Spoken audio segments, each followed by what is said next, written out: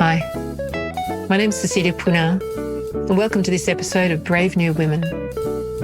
All around the world, there are amazing, ordinary women doing extraordinary things. Brave New Women is about giving those women a platform and a voice, and it's about changing the way that women are perceived, and it's a way of inspiring all of us to do the things that we've always wanted to do. Today, I'm absolutely thrilled to be sitting down to speak to Hanan Nayel. Hanan has just retired from her position as General Secretary for North East Africa for Danone. And for those who don't know it, Danone is a French company which is best known for its yogurt. Hanan's career has not been anything close to linear. She has done all sorts of things in her life, and she has lived in many countries, including Egypt, the US, the Netherlands, and Saudi Arabia. And Hanan's story is a great reminder that we can do anything if we set our mind to it. So Hanan, welcome. Thank you very much. It's a pleasure for me to be here. Hanan, could you just give us a little bit of your background, your childhood, where you grew up, what you studied, just to give us some context? Okay. I was born in Egypt, but 1 month after I was born, I moved with my family to Austria. My father was a diplomat, so we ended up moving every few years to different countries, always coming back to Egypt in the middle. And that really served to keep me grounded in my Egyptian culture, even though I added to it by having this international mindset, which made it much easier for me later on to understand the different ways people think and to have empathy for them and to understand that you can look at the same issue from different perspectives. So we ended up in Austria, Germany, Holland, Tunisia. That's where I lived with them. And obviously I visited them. Now I met my husband when I was studying in the States. I did my bachelor's degree. I had it in Egypt at the American University in Cairo in mass communication, in journalism. And I really wanted to be a documentary filmmaker. So that led me to go to the States to do my master's degree at AU in Washington, D.C., where they have a very strong film program.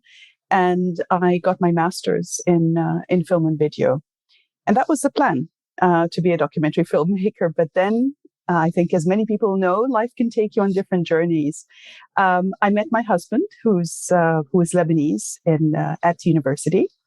In the library, no less. And we married a year and a half later. And then we moved to Holland, to the Netherlands, where he had just gotten a job.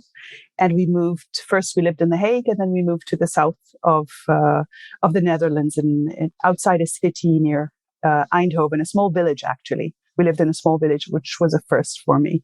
And I had my 2 children.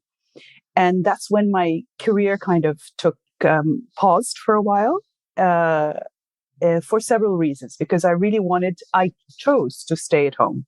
I chose to do that. That was a very conscious decision, which I think a lot of women don't need to feel guilty about. Same as the women who choose to go back to work. Also, they should not feel guilty. It's what everyone really needs to do for themselves. But also another reason was that I had moved to Holland. I didn't know the language, and to work in the communication field and to do documentaries, you really do need to know the language very well. So I did. I studied the language. I learned it. I studied it. And then I spoke it fluently. And then when my youngest was almost ready to go to school, we moved I accepted a job in Hilversum with AT&T. Back then, when it was a huge telecommunications company with different branches all over the world, and at the headquarters in Europe, from Europe and Middle East and Africa, and then that's when I restarted my career. It stalled again because I was kind of following my husband at that point, moving to different countries, moved to Morocco, and then Saudi Arabia, and every time I would pick up and follow up with my career. In different ways. Just going back a little bit. What was it that made you want to be a filmmaker, documentary filmmaker? Because I really knew what the power of the word was when I studied journalism. I knew that journalists really have the power to change people's minds and influence them. Yet I saw that many writers or journalists did not do it in a very ethical way. And I really wanted to be able to present different ideas and different viewpoints, especially when I saw coverage of the Middle East or Egypt. I thought it was very one-sided, very biased, did not sometimes stated some facts, but completely out of context. So I saw that as a responsibility. And then I thought, okay, it's not just the written word, it's also the image that goes with the written word. It's just like you judge people from the first time they look. That's not completely correct.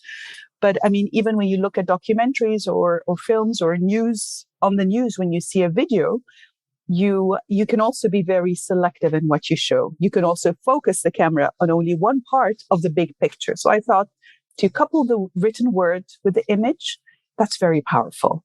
And really, that's really what I've taken with me always throughout my career, because I did move to corporate communications afterwards. I worked briefly with the film industry, just simply because I was not in different countries, in the right country at the right time to do that. But I did choose to go into corporate communications and really where the written word and the image, and this is really how you create an impression. So you create an impression, a positive impression of the companies you work for. You present the issues in a positive light and respond to others also. Respond to public's questions about certain activities or issues that the company is involved in. So I really use that. I still think that way sometimes when I think about different topics, I can literally see an image, not just the word. I can imagine the image. And when you were in the Netherlands and you made the decision not to work for a few years, how was that experience for you? At that time in the Netherlands, when I lived there, I think this was around when I had my first child. It was, oops, he's going to kill me, 1986. And back then it was very difficult to go back to work and find where I lived. They didn't really have daycare. Daycare was twice a week for a few hours, just a play school for children. And to really put them in a daycare, that was just not, it was not done there. I lived in the South. It was not done there. And I didn't feel comfortable. Maybe then because the daycares were different also then. It was just different. And I'm really glad that women have such a much bigger choice now to really have options when they have children. They didn't have remote working then. They didn't have any of that stuff. So when I stayed home, I was terrified about going back to work. I was terrified. And I remember that even my interview, when I went to interview at AT&T, I come from Egypt. So in Egypt, we wear jewelry, we wear rings, we wear, we like to dress up. So it is different in Holland. People are more understated in Europe generally. And I remember going to my interview. I took off all my rings except my wedding ring. I made sure I didn't wave my hands about, because, we're very emotional. We speak with our hands. So I learned to tone that down because I knew how that was seen, how that was viewed. The whole interview, I was staring my interviewer straight in the eye, very uncomfortable also because, but it was because I knew you needed to look them in the eye. And these are cues, things that you learn when you live abroad, how different cultures view some mannerisms or ways of acting. I mean, if someone stared at me like that, I think in Egypt, some of the Arab countries, they would think, my God, she's weird. She was like staring at me the whole time. So it's viewed differently. Anyway, so going back to work, I was terrified. I thought, oh my God, I'm going to fail. I felt very insecure having been home for a few years. And I went back to work. And when I went to the office, a very modern office in Hilversum in the Netherlands, and they gave me a desktop computer. And I was like, okay, the only computer that I knew was when I was at university in the States and we'd sit in a room. We all had monitors in front of us and we used those commands, dot, whatever. And then we go to the very ancient. And then when we sent the order to print, we would go to the where we, to The print room and get these sheets of paper with holes on the side, striped green. And that was the last thing that I knew, a few years before. And there I go back to the office and there's this desktop computer and I had to learn, of course I knew word processing. Philips was so modern. Then I had a word processing thing, a typewriter .2 kind of thing. And, so I remember I was pretty embarrassed because everyone else around me knew how to use it. And I remember my friend then, Robin, he was like my partner in crime. He was so nice, someone in IT, and he really, he would come and I tell him, I have no idea how to do this. Help me. But anyway, but you settle in. And so I think this is something that a lot of women need to realize, that if they do decide to stay home for a few years, when they come back, the working world can look quite different. For me, of course, it was a radical change, but the insecurity that comes with it and the feelings of self-doubt are normal. You just have to get over them, and you learn to get over them. And if you believe in that, you can really, you will do well. It's okay. And so that was one thing that when I meet women who decide to stay at home or are confused, I say that's okay, and don't be afraid of the feelings that you get. I mean, even women who haven't stayed at home feel guilty about leaving the children. And God knows I felt guilty also when I worked, and I would feel guilty about my children. But that's something you learn to live with, and you give quality time to your children. You learn how to do it your way. Mm. Mm. Mm. And then when you then left Amsterdam, went to Morocco, and then to Saudi Arabia. And tell me about your time in Saudi Arabia. Saudi Arabia, I think at that time I almost went kicking and screaming because I didn't know too much about it. There you go. So you don't know what it's like. You don't know what kind of a country it is. And I was thinking, my God, I'll go there and I'll have to wear the abaya and I'll have to cover my hair and do all this. And I'm not sure how I'm going to deal with it. But actually, some of the best years of my life were in Saudi Arabia. I had a great time. Saudi Arabians that I met were incredibly kind and sweet. When I made some of the best friends that I have to this day in Saudi Arabia, and just the quality of life obviously was good. So I think this is a lesson in not making judgments. Every country is different. And you learn to modify and adapt yourself. Mm. And what were you doing as a job in Saudi Arabia? Well, before that, let me just backtrack, because when I was at AT&T and we moved to Morocco, I didn't work in Morocco for like 8 months, and then we moved to Saudi Arabia. And in Saudi Arabia, I did all sorts of jobs, but I did work for one company. I cannot say the name because then I was working for the company kind of, let's say, under the radar, which was the way that it was done there. And I worked there for, I think, 4 or 5 years. And I did basically everything. So I just learned to adapt. Someone with a good head on their shoulders, wrote white papers, did research, I don't know, everything you could think of. Could you do this one? Yes, I can. And then a friend of mine who is quite a well-known director was filming in Saudi Arabia a movie, a documentary. And she called me and said, would you like to work with me on it? And I thought, that's fantastic. Wow, my dream, working on documentaries. I was helping in production, checking the sites where we would go, checking, who would meet, etc., preparing those things. It was incredible fun. I went with them while they were filming. Very exciting. So when they finished, I think they stayed for 2 weeks and left. And then I was like, okay, I miss this. I miss this excitement. I miss filming.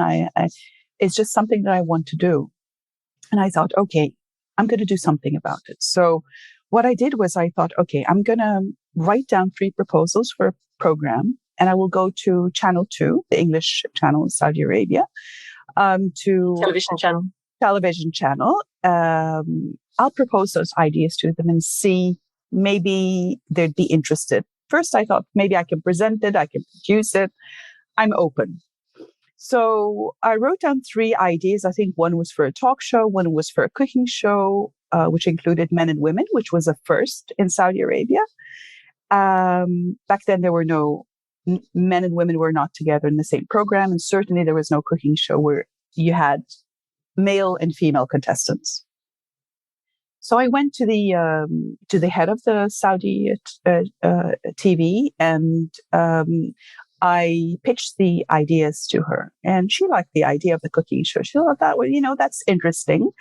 I would be interested in that. And she said, but we don't have a kitchen. And I said, I'll get you a kitchen. I don't know why I said that, but go get it. And I said, I'll get you a kitchen. Yeah, but we don't have a budget, so we didn't have prizes. I'll have the prizes covered. Don't worry about that. And the contestants, I said, I'll have a contestant from 8 different countries. Or 9 different countries, and that way you'll be able to. They'll be tuning in and watching. All those different countries will be tuning in, and that will increase the viewership. And she said, "Okay, go ahead. Can you do it?" Just like that. Said, come back to me when you have that organized. I ran off, and I was like, got my contestants. I had the wife of the French consul, and I had the teacher, the Canadian teacher, a man. He was the only man on the show. He was one of the contestants. I had an Egyptian friend who joined. I had a woman from Saudi Arabia, young woman, also first. And anyway, so I had from different countries, from India and so on, in England. And then I went around the different the hotels, and I thought, okay, where would I find kitchens? I'll go to a hotel, maybe I can use their kitchens. And I went to different hotels, and the hotel that liked my idea was the Four Seasons in Riyadh. And I was very excited. So they agreed. They shut down a restaurant, their Italian restaurant, for 3 days. They had 2 stations next to each other where they would open stations. And they said, we'll shut down the restaurant for 3 days and just make sure you film your 6 episodes then. And I remember the food and beverage director of the Four Seasons was one of the judges. And then a famous Saudi Arabian female journalist and another Saudi Arabian woman who worked for one of the UN offices there. So it was very diverse.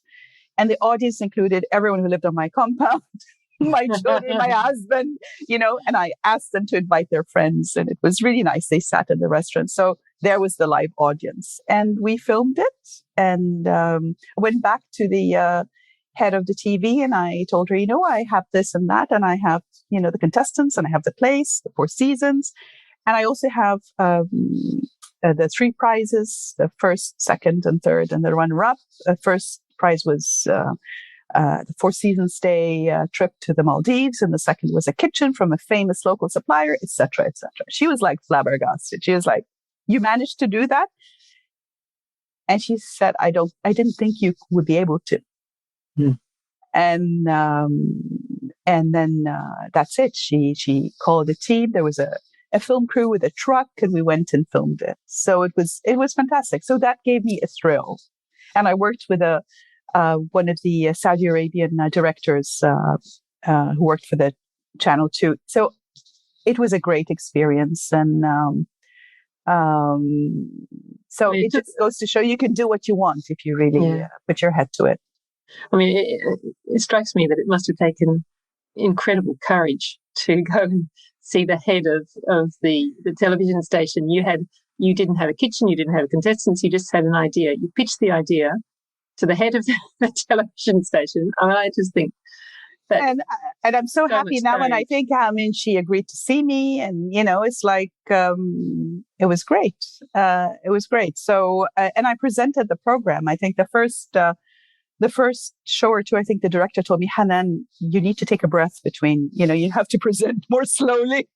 I'd never done it before. Mm. And was it a success? It was a success. And they actually, while before we were filming, I think the Four Seasons was approached by another channel saying, you can do it at our studios. We have a bigger audience, etc. But Channel 2 stayed with me. And it was a big success. But I think then it was, I think they showed two shows, and they had a write-up about it in two of the papers, in like Arab News, and then in another paper in the UAE. And then there was a fuss then. I think they had to stop it because of some concerns about having men and women, and we had to re-edit the tapes a little bit to be compliant.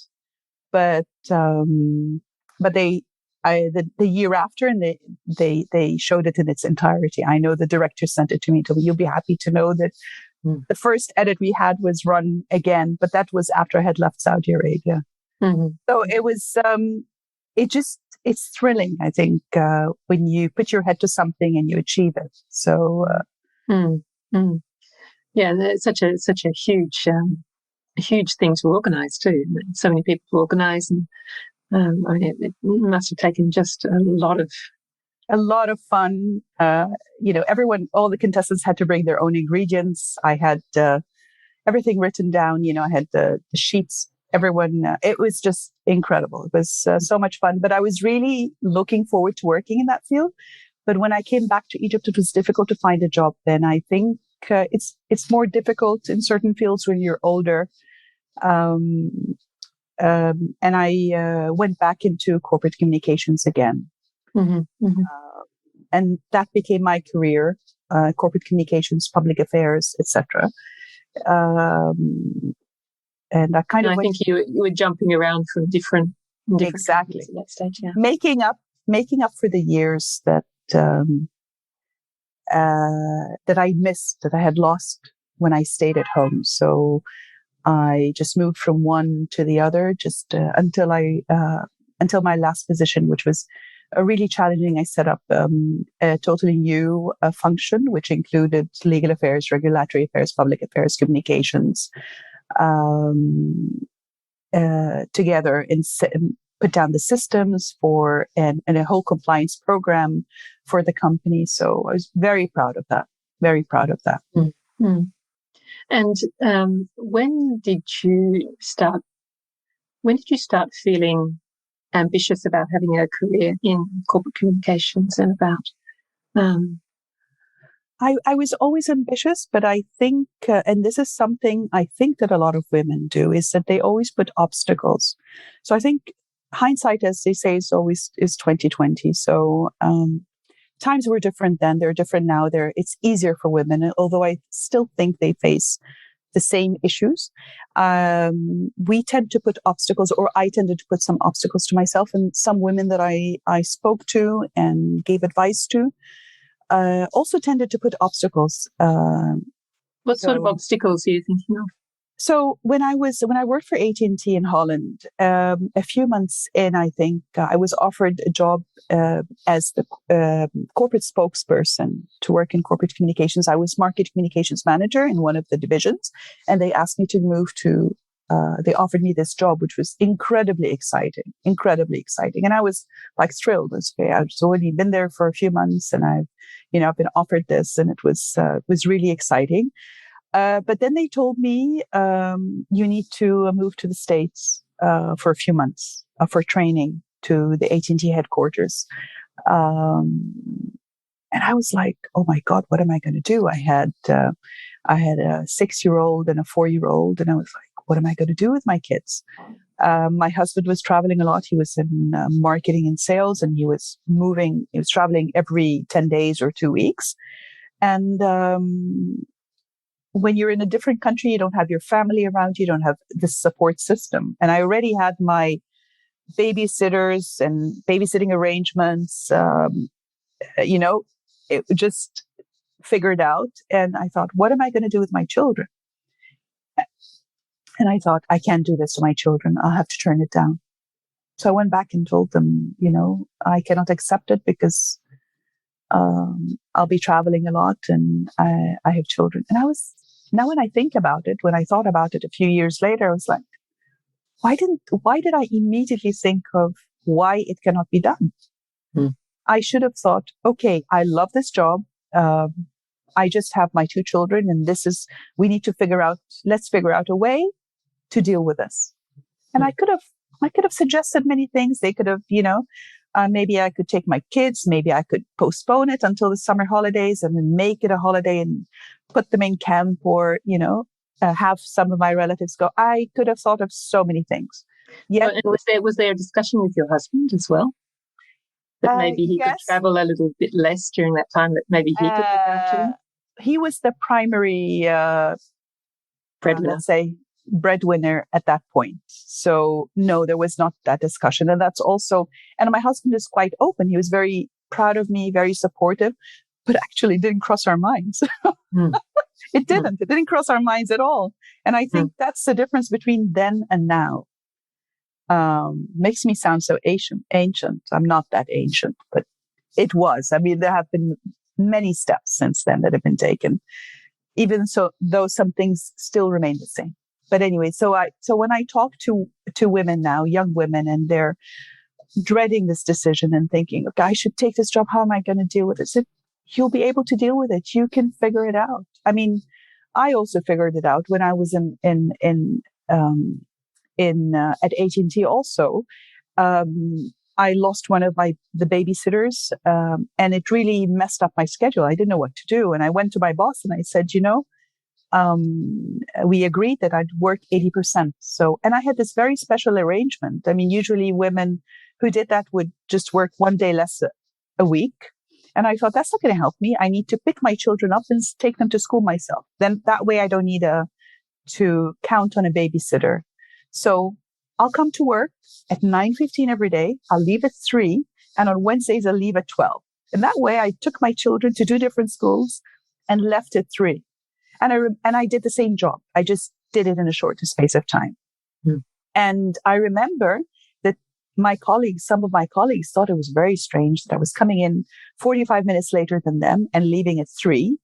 And then, it's like, it wasn't done that way. Everyone just took 1 day off if there were, if you plan to work 80%, but with a little bit of flexibility, and discussion, you can reach something that is good for you and good for your work. And I say that women whose work is very understanding and very supportive of them, I mean, they are so loyal. And I would have done anything for them because I was able to take care of my children and work. And it probably suited them better too, because it meant that they had you there every day, even if it wasn't all day. You were there every day. Every day. And I just left at 3 to pick up my children. And Wednesday half days so that I could take my children on play dates and, Wednesday afternoon. So it worked for me. Maybe it doesn't work for other women, but everyone can find the balance and be flexible and just open the discussion, not immediately shut it down and put obstacles. So that's really one thing that I always make sure I tell others. And has your experience as, for example, in Egypt and in your last position, did you find that as a woman you were treated differently, or that you managed differently as a woman? Did it have an impact? I think there's always an impact. It's much better than it is. Nowadays, it's much better than it was before. And obviously, there's a lot of education that colleagues and companies put their employees through. So there's a marked difference now, especially for the younger women. I was the first woman on the executive committee in Egypt. And actually, Danone is one of the companies that really, I think, I really don't know what the figures are, but I think more than 50% of their senior executives are women on the board. And if you look at the board, you'll see an incredibly high representation of women. So that was really important at Danone. Now, to go back again to the question of, did I see a difference? The difference is in the people themselves. I mean, it's not in the company. There's a lot of unconscious bias, which a lot of people might not be aware of. I remember when I first, not at Danone, but when I first started to work, I remember, for example, if someone would bring in a birthday cake and then they'd look, I mean, we're all men and I'm the only woman, or maybe there's another woman. And then immediately they would hand the knife to the woman. And it's like, really? That's unconscious. And how did you react? No, make a joke, you make a joke. And at first I would be, it's like maybe a bit more awkward, but I learned to make jokes just to let people know, to let people know that they, of this bias. And actually when I was at Novartis, when I worked for Novartis in Egypt, they had an incredible, fantastic diversity and inclusion program, and I was the champion then for Novartis. And I remember giving some workshops on that and talking to different people about it. And some of the exercises that you do, show this. And it was just really a lot of fun. I mean, I remember I used to tell them a story about unconscious bias. I never really understood it because even growing up, my grandmother was a working woman. She was a teacher, then a headmistress. The percentage of women working in banks in the government was quite high. It's quite high now, but even then there were a lot of women professors, etc., etc. Not like now, but still.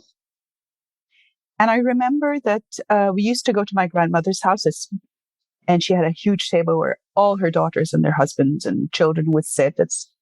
And we'd go there once a week to have lunch. And she was a great cook.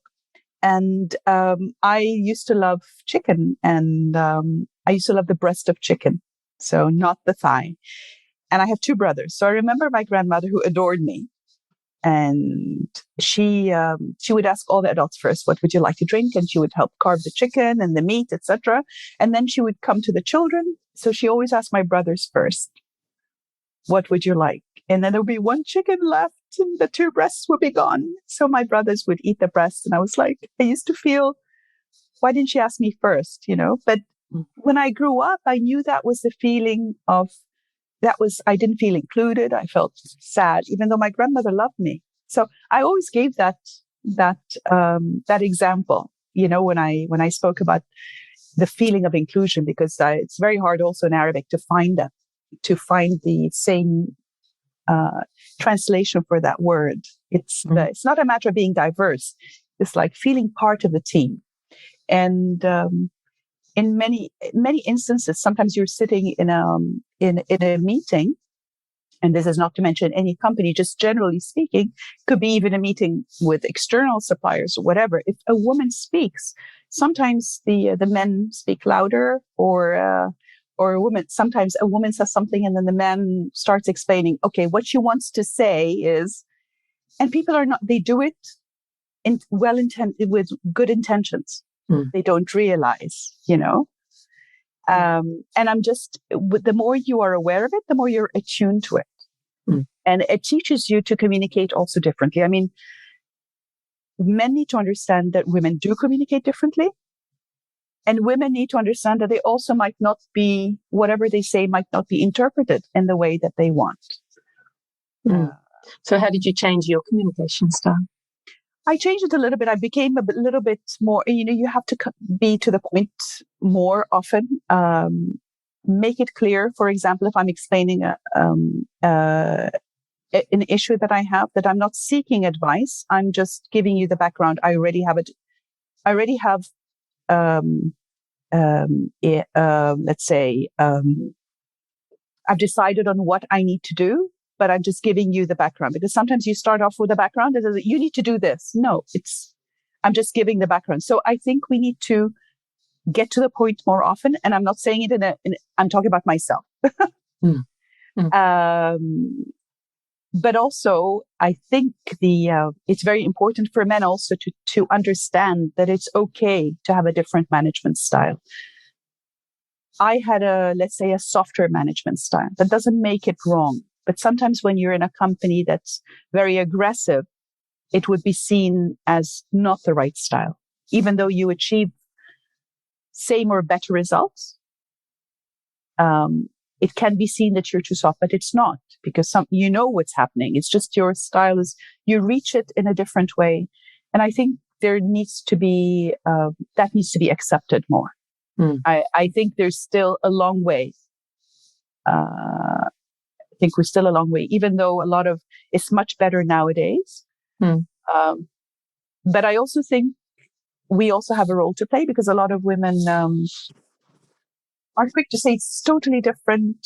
Things are different now. We are all the same, etc.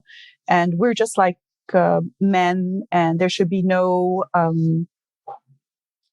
differentiation, etc. Yes, that's true. That's true. But there's a certain point in many companies where you will still find that 90% or 70% of boards and executive committees are men. So what happens? That something happens along the way. So you start off equal, and then at that point, is it because we're less competent? I would argue, no, we're not less competent, but something happens. There's a fabulous book that's just come out by Jill Whitty Collins called Why Men Win at Work.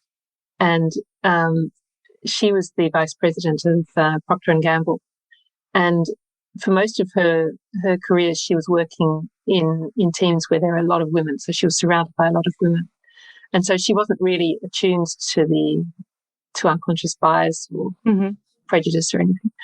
And then when she became vice president, she was suddenly surrounded by a lot of men. And it was like the scales fell from her eyes. And she said, now I understand. And she tells a story of being in a group of who are working on diversity and inclusion. And there's a man in the group who's very committed to the cause. And he has just decided to appoint a man over a woman. And she said to him, well, why did you do that? And he said, well, I weighed it all up. And the conclusion I came to was that the man was the best for the position. And she says, well, it just cannot be that in more than 50% of cases, the man just happens to be the best for the position. And I thought that was such a great demonstration of how unconscious bias works. And it's happening at the bottom level, and then at the next level up, and the next level up. And so there's become less and less women because the man just happens to be the best fit. I'm not sure what I know a lot of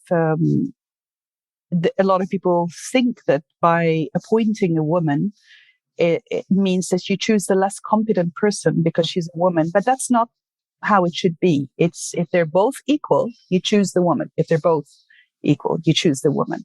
Not less competent. But I know I have an incredibly funny friend who works a lot in diversity and inclusion. And she said, so what's the problem of having one mediocre woman come through the ranks? We've had, decades of mediocre men. Exactly.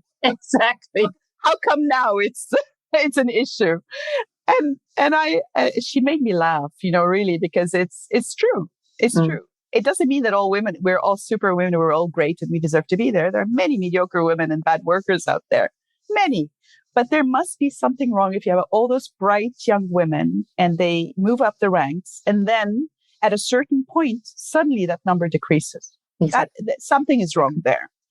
There was a study in Australia about a year ago. There's a study of some of the top companies, and they asked them if they were thinking of appointing a woman CEO, and the risk that the answer that they got from all the companies was, we didn't want to take a risk, because appointing a woman CEO was seen as risky. Yeah. But there are also, we can't lay the blame all on men also, no. Because there are some women who do not want themselves to work for a woman boss, or to have a woman CEO, or to go to a female doctor. There are women who perpetuate that.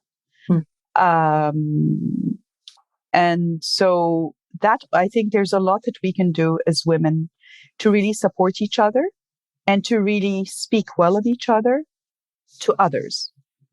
This is so important. This is so important. I mean, really, are all women jealous of other women? I hear this also a lot. It's like, she was jealous of me. It's like, well, men get jealous too. They just don't show it. So, they react differently. They're also jealous of each other, but they do it differently. So that's okay, So I think we also have a lot to learn. We also have a lot to learn. And Hanan, what has been your experience as a woman in the various societies that you've lived in? Has that made a difference? Obviously, it's different in the many different cultures. What you are allowed to do as a woman, or what is accepted, is different. So as a working woman, I don't think there's an issue in Egypt. But then I'm talking about a specific class or people who live in the cities, because that's also something that one hears. We have so many women. I think we have 7 or 8 ministers, female ministers. We have an incredible number of women who are on bank boards, who are the top bankers in this country, in finance, a lot of excellent professors in in marketing, a lot of women entrepreneurs. Yes.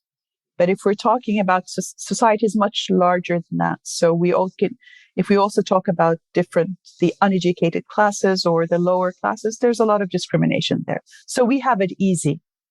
So if we're talking about different strata of society, I don't really feel much different as a working woman than a woman in the Western world. I don't. But if we talk about maybe some people come from very conservative backgrounds, yes, then there would be a difference. It's changed a lot over the years.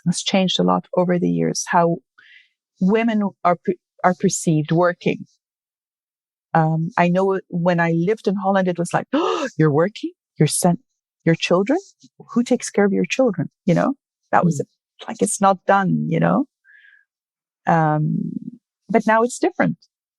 Because there are other options, and there's the flexible work option, and now there's remote working, so many different combinations. I think it is an exciting time for us. It's very exciting. And if the woman chooses to stay at home, she can stay at home also. I mean, she's also working. That's women who stay at home. I mean, I can tell you, I stayed home for a few years. It's so much easier going out. I mean, oh yeah. If you have a disagreement with a colleague or someone, they don't throw themselves on the ground and kick their feet. And they don't do that, They do other things, but at least physically, it is, in some ways, I think it's easier to work because someone else takes care of your children for a few hours. It's a bit like children going to school. I mean, parents love having their kids, but when the summer holidays come, they love having their kids, but they're also very happy when they go back to school. Yeah, exactly. So I think it's the same with working women, and it's really people need to be very understanding of what makes you tick and what makes you happy. Absolutely, and with no prejudgment. Hanan, as we bring this to a close, I wanted to ask you: is there anything that we've missed, or is there a message that you'd like to give to the people who are listening? Anything at all?